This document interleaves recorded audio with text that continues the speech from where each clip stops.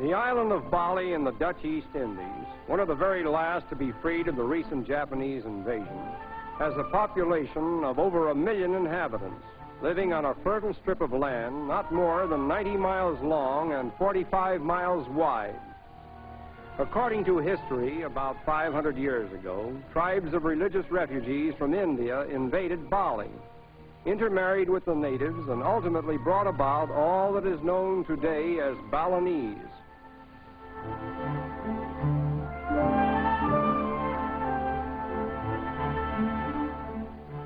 The chief occupation of the people is in cultivating the rice paddies, for which this island paradise is famous.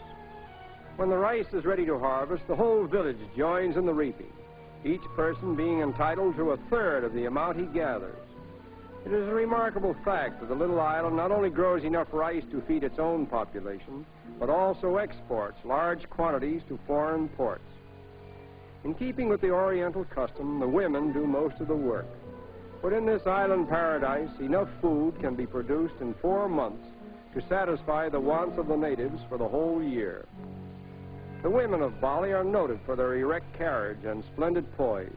From early childhood, they carry heavy loads upon their heads, developing strong and upright figures.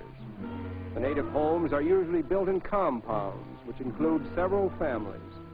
An interesting feature of these compounds is the fact that domestic controversies are dealt with at special meetings, always held at midnight in moonlight. The favorite food of the Balinese is suckling pig, cooked with spices and eaten with hot sauces. These strange-looking hogs are typically Balinese. They are fed upon banana leaves, coconuts, rice, and all the other foods that nature so bountifully bestows upon them. The marketplaces of Bali are particularly picturesque. Women assemble here to do their shopping with money that ranges in value as low as 1/12 of an American cent, and all the necessities that the average household does not produce may be purchased here at bargain prices. Every village has its temple, erected by the people of the community, and in association with the temple is the gamelan, or Balinese orchestra. Although the Balinese call themselves Hindus, there appears to be little in the practice of their religion that reveals the harsher features of Hinduism as exemplified in India. In fact, many Orthodox Hindus regard the Balinese as outcasts.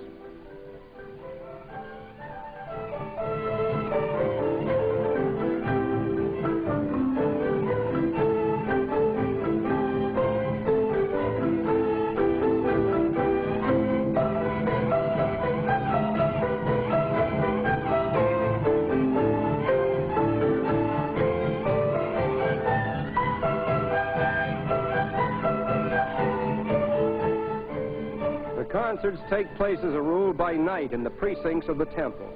There is no music to read, for none is written, and sometimes the moon alone suffices to illuminate the scene.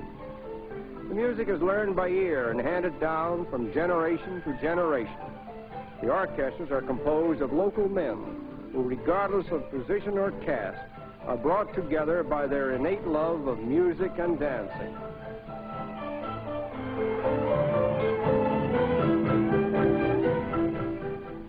The chief ambition of little Balinese girls is to become temple dancers, and the training for this most exalted profession begins when they are about 4 years of age. Their professional career, however, only lasts until they are 14, at which time they retire as temple dancers.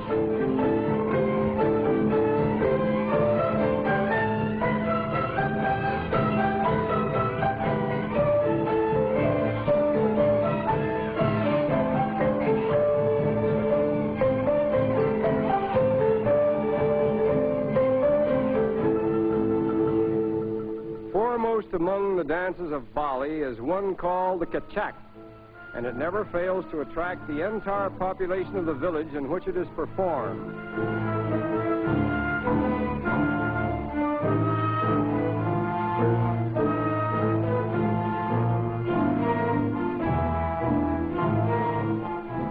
This unique event usually takes place at night, but we were successful in arranging a daylight performance especially for our benefit. We are also fortunate in being able to record the original sound, for the first time in motion pictures.